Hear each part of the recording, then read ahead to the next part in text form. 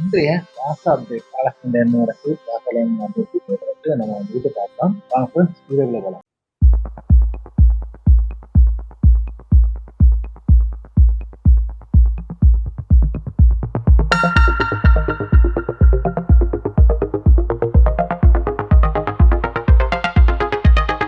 Hi friends, welcome back to SJ Tamil Nadu செய்திகள் and நான் உங்கள் எஸ்ஜே. ஃப்ரெண்ட்ஸ், அதாவது கிட்டத்தட்ட ஒரு சமாதான பேச்சுவார்த்தை நடக்குது அப்படிங்கிறது வந்துகிட்டு நமக்கு ஒரு நியூஸ் போயிட்டு இருக்கு. அதாவது பெஞ்சமின் நெதன்யாகு வந்துகிட்டு அமெரிக்கா போயிருக்காப்ல. அமெரிக்கா கொடுத்த பிளானை வந்துகிட்டு ஹமாஸ் திருத்தங்களோட வந்துகிட்டு அவங்க வச்சிருக்காப்ல. திருப்பியும் கத்தருக்கும் எகிப்திட்டையும் கொடுத்திருக்காப்ல. இப்படின்னா நாங்க வந்துகிட்டு ஒத்துக்கிறோம் அப்படிங்கிற மாதிரி சின்ன மாற்றங்களோடு கொடுத்திருக்காப்ல. ஆனா அமெரிக்காவுக்கு செல்றதுக்கு முன்னாடி பெஞ்சமின் நெதன்யாகு என்ன சொல்லியிருக்காப்லன்னா, ஹமாஸ் சொன்ன அந்த இதெல்லாம் ஏத்துக்க முடியாது, நாங்க சொல்றபடி போர் நிறுத்தம்னா ஓகே, இல்லைன்னா நடக்காது அப்படிங்கிற அளவுக்கு வந்துகிட்டு சொல்லிட்டு அமெரிக்கா போயிருக்காப்ல. இனி ட்ரம்ப் என்ன முடிவு பண்ணுவாரு அப்படிங்கிறது தான் ஃபைனல். அது அப்படி இருக்க இவங்க என்ன சொல்லியிருக்காங்க அப்படின்னு சொல்லிட்டு பார்த்தோம்னா, ஹமாஸ் சைட்ல இருந்து இப்ப வந்த நமக்கு ஒரு லீக் என்ன அப்படின்னு சொல்லிட்டு பார்த்தோம்னா, முதல் நாள் ஒரு கைதியா கொடுப்பாங்க, அதுக்கு பதில் எத்தனை அப்படிங்கிற ஒரு கணக்கு உண்டு, அது அவங்க வந்து அறிவிப்பாங்க. அத்தனை கைதிகளை வந்துகிட்டு இஸ்ரேல் திரும்பி கொடுக்கும். அது மட்டும் இல்லாம ஒரு நாளைக்கு 600 ட்ரக் வீதம் ஃபுட்டு வரணும். அதுக்கப்புறம் தான் அடுத்தது அப்படிங்கிற அளவுக்கும் அந்த முதல் நாள் அந்த கைதி அனுப்பப்பட்டு விட்டால் மறுநாள் தொட்டுட்டு என்ன செய்யணும்னா, நிரந்தர போர் நிறுத்தம் எப்ப இஸ்ரேல் ராணுவம் வெளியேறும் என்ன ஏது அப்படிங்கிறதுல பேச்சுவார்த்தை நடத்தி அதை 2 வாரத்துக்குள்ள வந்துகிட்டு கன்ஃபார்ம் பண்ணணும்னு சொல்லியிருக்காங்க. 2 வாரத்துக்குள்ள பேசி முடிக்கணும் அப்படிங்கிற ஒரு டிமாண்ட் வச்சிருக்கதா ஒரு லீக் வருது.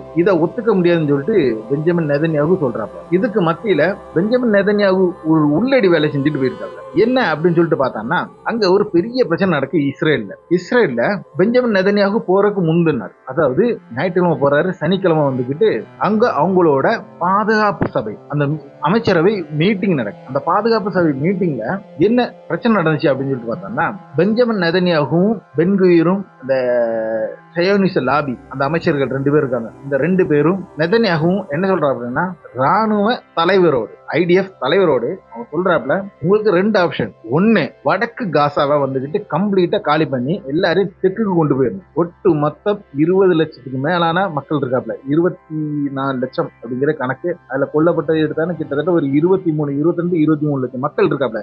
23 22 23 லட்சம் மக்களை தெற்கு காசாவுக்கு மாற்றிடணும். வடக்கு காசா இவங்க கையில இருக்கணும். அதற்கு வந்து ராணுவ தலைவர் தலைமை வந்துட்டு என்ன சொல்லிட்டாப்லன்னா, நடக்காது, நீங்க என்ன ராணுவ ஆட்சி நடத்த போறீங்களான்னு கேள்வி கேட்க இவங்க மத்தியில காரசாரமான விவாதங்கள் நடந்திருக்கு. நீங்க நினைக்கிற காரியம் நடக்காது, அது வந்து ஃபெயிலியர் ஆகும், அதுக்கு மேல ஏகப்பட்ட பிரச்சனைகள் வரும், நமக்கு இழப்புகள் ஏகப்பட்டு இப்ப நடந்துட்டு இருக்கு. அப்படிங்கும்போது பெஞ்சமின் நெதன்யாகுவும் அந்த ஸ்மார்ட் வெச்சும் அந்த பென்குயிர்லாம் என்ன சொல்லியிருக்காங்கன்னா, இறப்புகள்ங்கிற இருக்கும், பாலஸ்தீன்லயும் இறப்புகள் இருக்கு, அதே மாதிரி இஸ்ரேலுக்கும் இறப்புகள் இருக்கும், அதெல்லாம் வந்து நம்ம பார்த்துட்டு இருக்க முடியாது, நமக்கு வேண்டியது நம்ம நினைக்கிறது நடக்கணும். அதனால நம்ம ராணுவ வீரர்கள் வந்து செத்துட்டான்னு சொல்லிட்டு நம்ம வந்துட்டு பின்வாங்கிட்டு வர முடியாது, அதை நீங்க அடைந்தே தீரணும். அதுக்குள்ள வழி என்ன இருக்குங்கிற மட்டும் நீங்க பாருங்க, அந்த வழியை மட்டும் நீங்க பார்த்தா போதும், இல்லாம இங்க வந்துட்டு நீங்க இந்த மாதிரி பேசக்கூடாது அப்படிங்கிற மாதிரி வந்து காட்டமா பேசியிருக்காங்க. அது வந்துகிட்டு ஐடிஎஃப் தலைவருக்கு வந்துட்டு பிடிக்கல அப்படிங்கிற அளவுக்கு வந்துகிட்டு அங்குள்ள பத்திரிகைகள், இஸ்ரேல் உள்ள பத்திரிகைகள் ஹாரெட்ஸும் அப்புறம் இன்னொரு பத்திரிகை 2 இடியத்தகனாதும் வந்துகிட்டு இதை ரிப்போர்ட் பண்ணதா அல் ஜசீரா போட்டுட்டு அந்த வந்துட்டு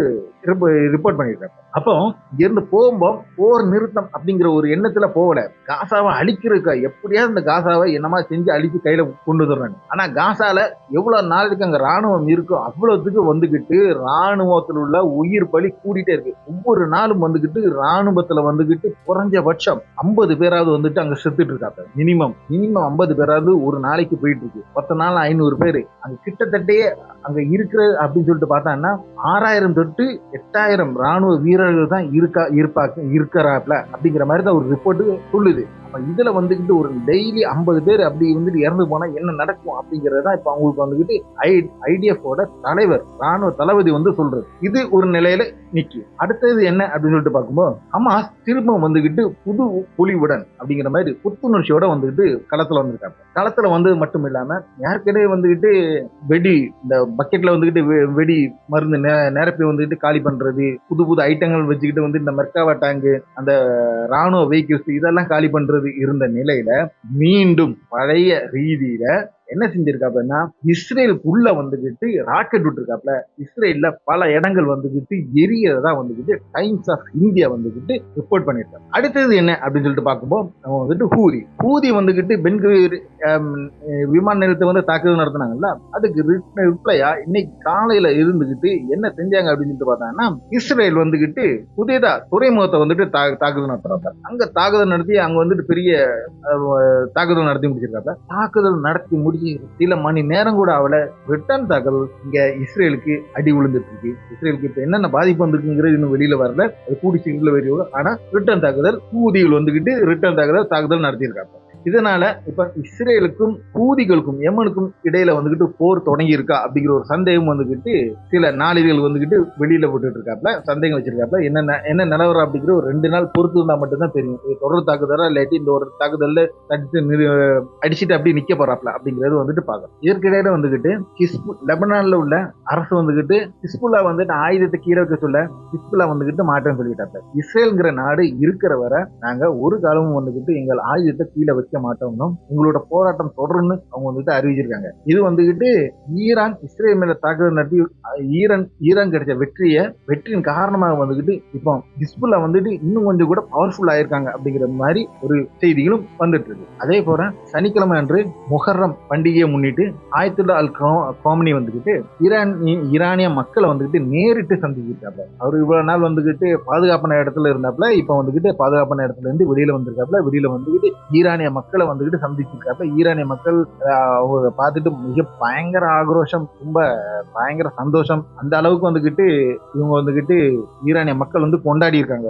இந்த முஹர்ரத்தை அப்படிங்கிற மாதிரி பிரஸ் டிவி வந்துகிட்டு வெளியில விட்டுருக்காப்ல இந்த காட்சிகள் எல்லாத்தையும். இதுதான் இப்போ காசா பாலஸ்தீன்ல நடக்கிற பிரச்சனைகள். காசா பாலஸ்தீன்ல முக்கியமான பிரச்சனை வந்துகிட்டு போர் நிறுத்தம் தான். அது வந்துட்டு எப்ப அறிவிக்காங்க, எப்ப வெளியில வருது அப்படிங்கறத பார்த்துட்டு இருக்காப்ப. எப்படினாலும் ட்ரம்ப் அவரோட ட்ரூத் சோஷியல் அப்படிங்கிற அந்த சோசியல் மீடியா பிளாட்ஃபார்ம்ல தான் வந்து வெளியிடுவார்ல. அது வெளியிட்டாதான் வந்துகிட்டு தெரியும் என்னென்ன டேர்ம்ஸ் அண்ட் கண்டிஷனு அதெல்லாம் வந்துகிட்டு இனி அது ஹமாஸ் ஏத்துக்கிடுதா அப்படிங்கிறது நம்ம வந்து பார்க்க வேண்டியிருக்கு. பார்க்கலாம் என்ன நிலைமையில வருது அப்படிங்கிறது. ஓகே ஃப்ரெண்ட்ஸ், அடுத்த ஒரு நல்ல ஒரு வீடியோ உங்களை சந்திக்கும் வரை உங்களிடமிருந்து விடைபெற்றுக் கொள்வது உங்கள் எஸ்ஜே.